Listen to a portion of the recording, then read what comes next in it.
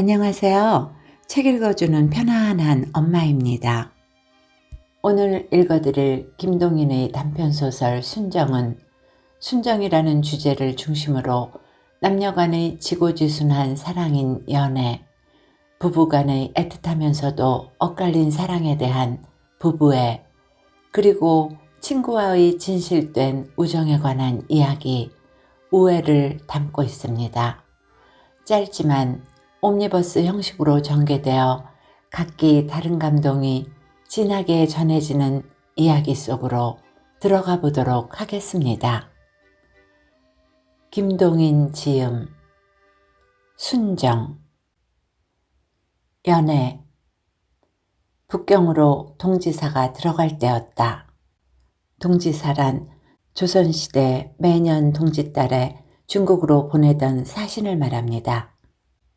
복석이는 짐을 지고 동지사 일행을 따라가게 되었다. 언제 돌아오련? 글쎄, 내야 알겠니? 그때 치맛감 한 감 꼭 사오너라.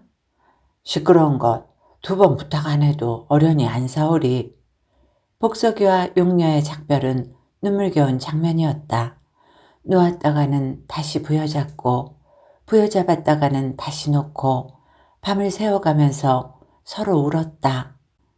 되놈의 계집애가 너를 가만둘 것 같지 않다. 이렇게도 말해보았다. 마음 변했다가는 죽인다. 이렇게도 말해보았다. 그러다가 새벽 인경이 올 때에야 그들은 놓았다. 동지사의 일행은 압록강도 무사히 건넜다. 때는 8월 중순이었다. 무연한 만주의 벌에 잘 익은 수수가 머리를 수그리고 있었다.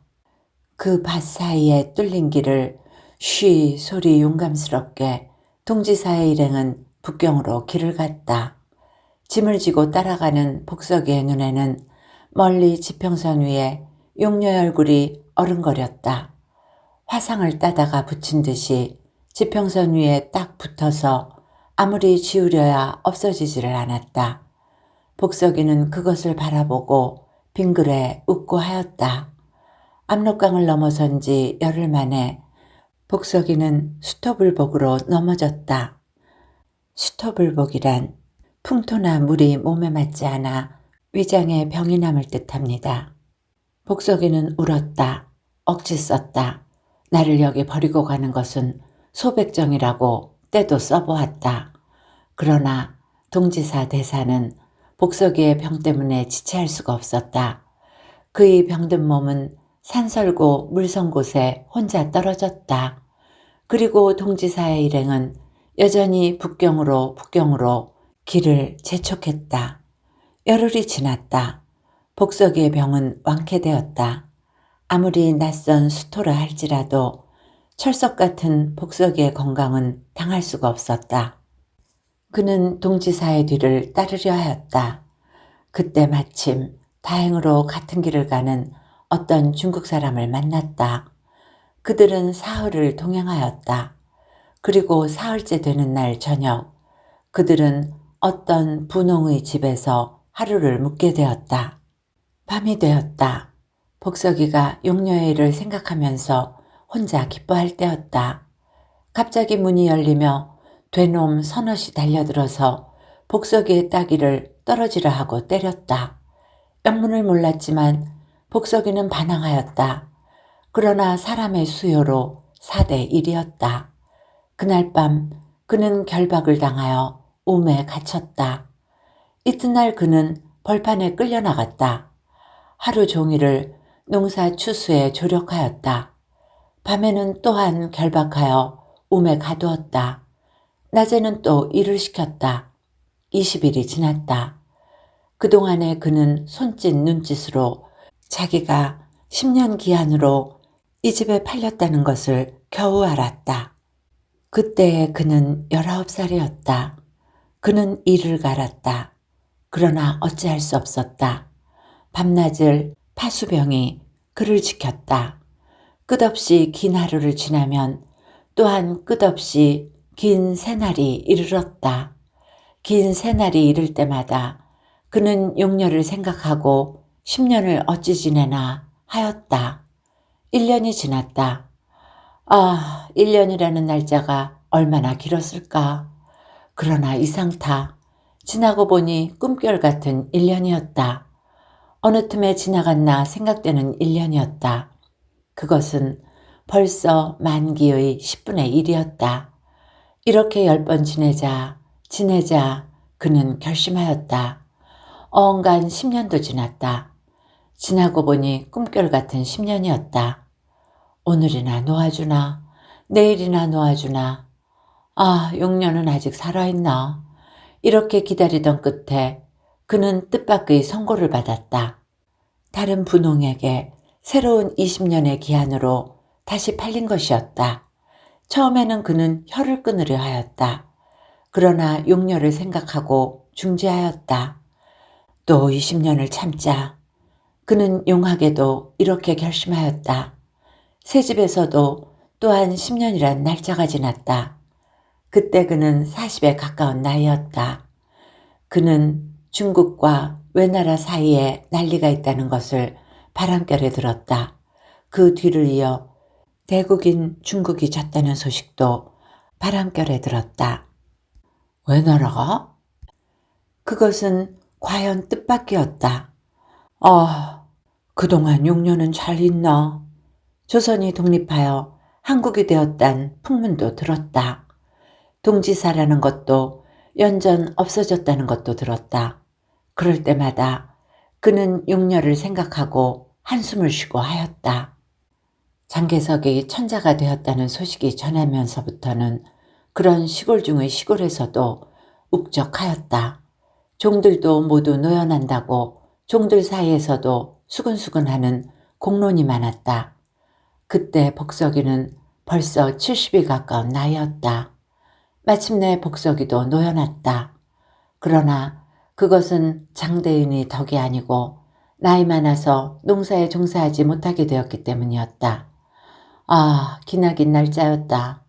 50년이라 하는 진절이 나는 긴 날짜를 용녀를 생각하고 살고 용녀를 생각하고 지냈다.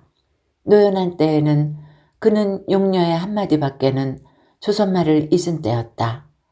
그는 노연하면서 푸른빛 치맛감을 한 감 사가지고 50년 전의 약속을 이행코저 정다운 고향을 향하여 길을 떠났다. 가는 곳마다 그는 경이로웠다. 기차라는 것이 있었다. 이전에는 나루로 건넌 압록강에 커다란 쇠다리가 놓여 있었다. 이전에는 곳곳마다 곡발관이 씩씩거렸지만 이제는 그 자취조차 없었다. 고울고울의 영문과 군청에는 오자 쓴 아이들이 드나들었다. 정다운 고국. 아, 그러나 그것은 그에게는 너무나 낯설고 정붙일 곳 없는 고국이었다. 그는 서울에 도착하였다. 50년을 두고 그리던 그 땅이었다. 변화였으리라 생각은 하였으나 그것은 상상 이상의 변화였다. 몽롱한 기억에 남아있는 것뿐이나 삼각사는 그 빛조차 달라졌다. 남사는 그 형태조차 변하였다. 그는 서울 장안을 집집마다 대문을 기웃거리며 싸돌았다. 그는 2달을 찾았다. 그러나 용녀를 위하여 50년은 참았으나 여기서 2달 이상을 더 찾을 기운은 없었다. 말로는 고국이나마 산설고 물설고 말 모르는 타향이었다. 그는 마침내 단념하였다. 그러나 온전히 단념하지 못한 그의 마음은 서울에 남겨두고 또다시 중국으로 서울을 등졌다. 그의 쓸쓸한 그림자는 의주통도 지났다. 장안은 벌써 제 너머로 사라졌다. 그는 다시 한번 서울을 돌아보았다.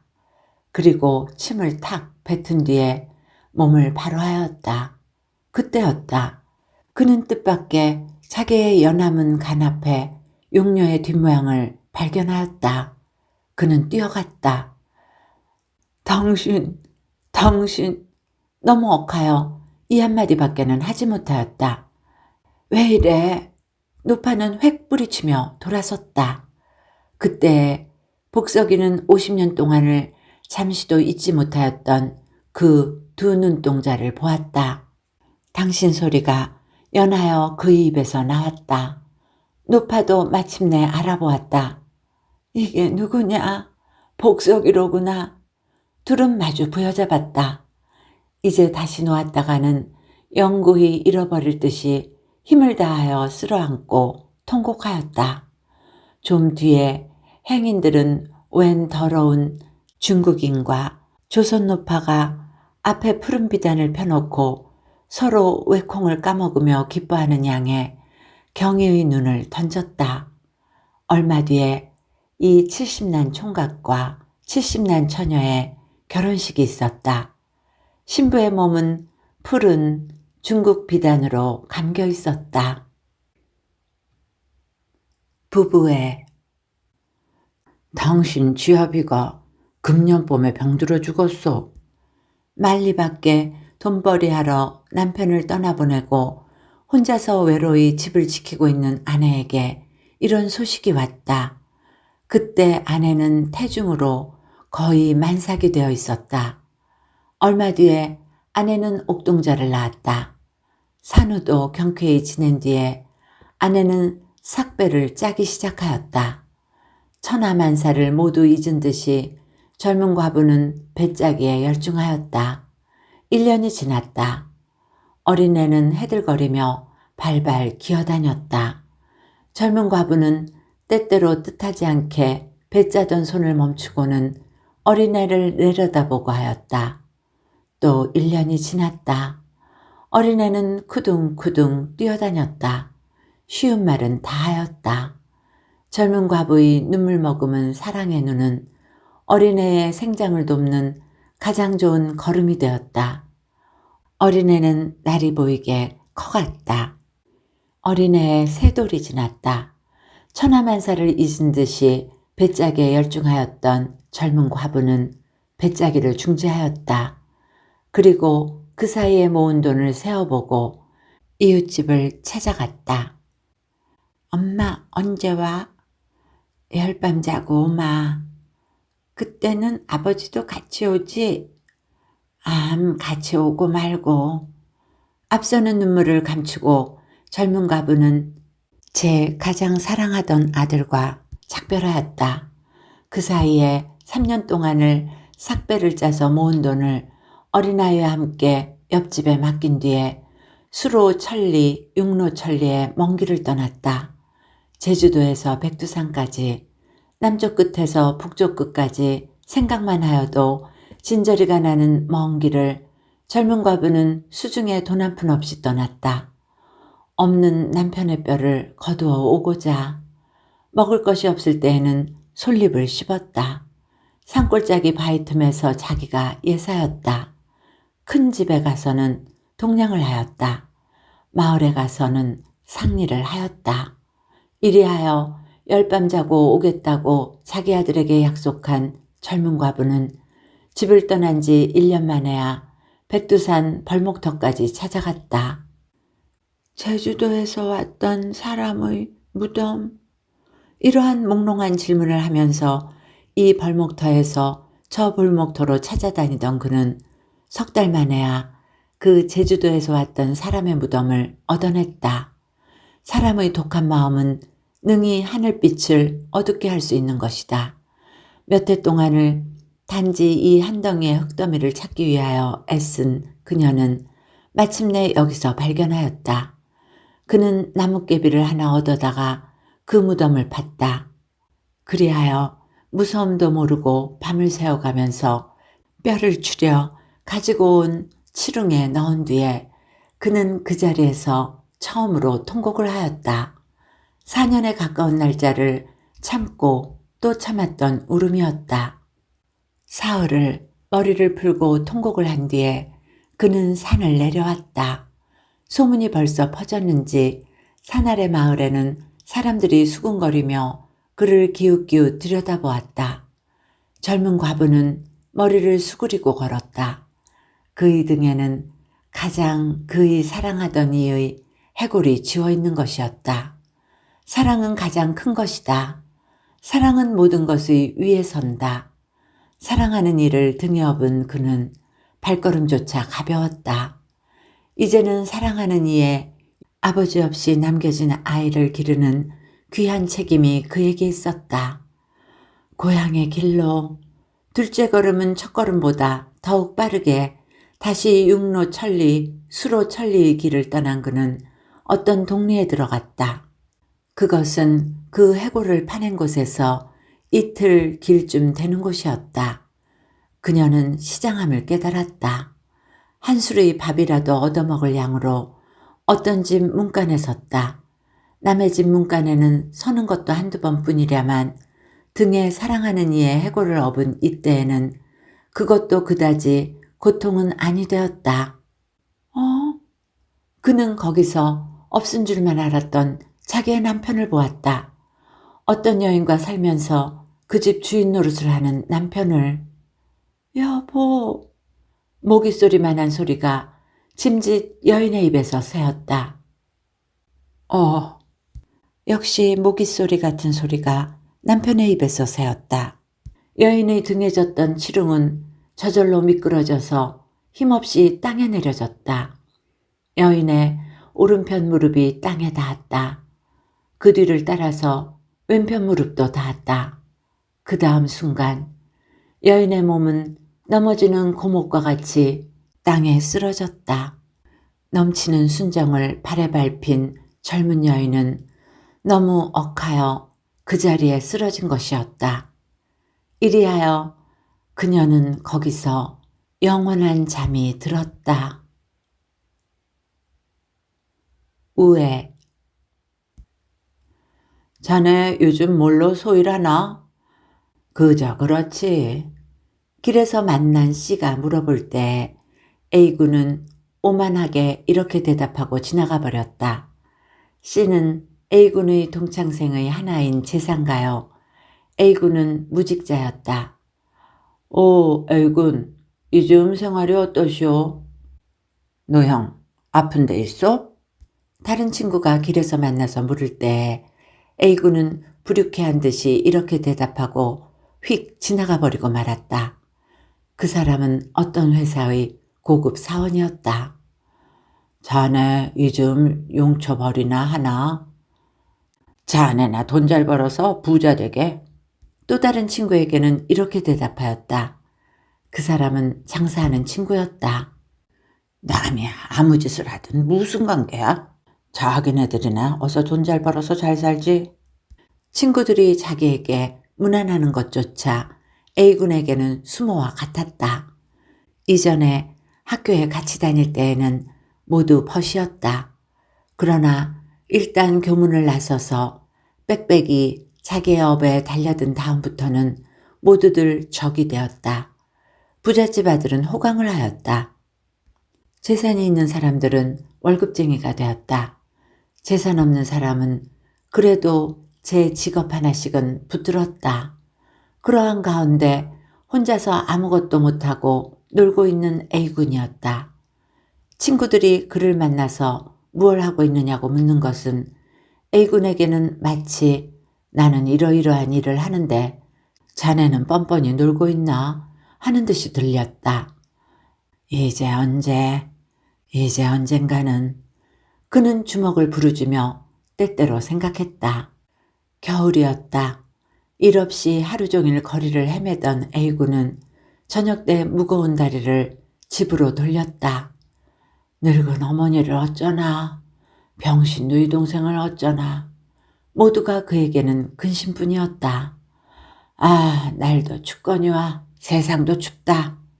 그의 얼굴빛은 송장과 같이 핏기가 없었다. 집에는 아랫목에 어머니가 쪼그리고 앉아 있었고 병신 누이 동생이 그 곁에 웅크리고 있었다. 방안이 바깥보다 더 추웠다. 모두들 헐벗었구나.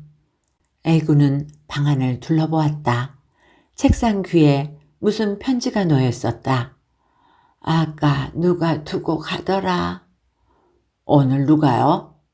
내가 알겠니? A군은 봉투를 찢었다. 친구의 정일세. 겨울이나 잘 나게. 그리고 은행깍지 한 장이 들어있었다. A군의 얼굴은 하얘졌다가 문득 시뻘개졌다. 누가 거지냐? 누가 돈을 달라더냐? 은행깍지는 다시 그날 밤으로 보냈던 사람의 집에 들어뜨려졌다. 양반은 얼어 죽어도. 그는 속으로 부르짖었다. 그러나 목이 메어서 그 뒤는 계속하지를 못하였다. 어떤 날 집에 돌아오매 늙은 어머니가 보이지 않는 눈을 연하여 부비며 무슨 비단 옷을 짓고 있었다. 그게 뭐예요? 어머니는 한순간 눈을 짓떠서 A군을 바라볼 뿐 대답하지 않았다. A군도 다시 묻지 않았다. 저녁 뒤에 어두운 석유불 아래서 어머니는 그 옷을 다시 들었다. 그게 뭡니까? A군은 또 물어보았다. 어머니는 역시 대답이 없었다. A군은 또다시 묻지 않았다. 그러나 한참 뒤에 어머니는 혼잣말같이 말하였다. 우리는 괜찮지만 출입하는 사람이야 옷 한 벌은 있어야지 않겠니? 품팔이를 해서라도 옷 한 벌은 장만해야지. A군은 탁 가슴에 무엇이 받쳐오르는 것을 깨달았다. 눈이 아득하였다. 그는 얼른 머리를 돌이키고 말았다. 이튿날 그는 낡은 교과서를 한 보퉁이 몰래 싸가지고 집을 나섰다. 그리고 하루 종일 전당포에서 낡은 책방으로 또다시 전당포로 돌아다녔으나 80점밖에는 거두지를 못하였다. 씨를 찾을까 해보기도 하였으나 죽으면 죽었지 씨를 찾지를 못하였다. 할 수 없다. 이것으로 옷 한 벌은 못해드리나마 따뜻한 국 한 그릇이라도 끓여드리자. 그는 장을 보아가지고 집으로 돌아왔다. 집안은 뜻밖의 봄같이 화기가 돌고 있었다. 그리고 윗목에는 씨가 앉아 있었다. A군은 순간에 불붙는 눈으로 씨를 보았다. 씨도 A군을 쳐다보았다. A군, 노요 말게. 아, 감격에 넘치는 순간에 사람은 능히 저편 쪽에 심리며 진심까지 귀신과 같이 꿰뚫어 볼 수가 있는 것이다. A군은 C의 눈에서 순정이 흐르는 것을 보았다. 그것은 결코 부르주아의 자비심이 아니고 진정의 마음에서 나온 우애였다. A군은 둘러보았다. 질소는 하나마 두텁고 뜨뜻한 옷에 쌓여있는 어머니와 병신 누이 동생을, 그리고 깨끗한 돗자리를, 또한 두꺼운 이부자리를. A군은 C의 앞에 꿇어앉았다. 눈물이 샘솟듯 그의 눈에서 흘렀다. 그리고 A군은 이때 처음으로 알았다. 순수한 우정 앞에 머리를 숙이는 것은 결코 부끄러운 일이 아닌 것과 그 앞에 흘리는 눈물이 얼마나 귀하고 또한 기쁜 것인가를. 이야기는 이렇게 끝을 맺습니다. 남녀 간의 사랑, 부부 간의 믿음, 친구와의 우정, 순정이라 말할 수 있을 때 그것은 더욱 고귀하고 소중한 것일지도 모릅니다. 좋은 시간이 되셨기를 바라며 오늘도 행복하세요.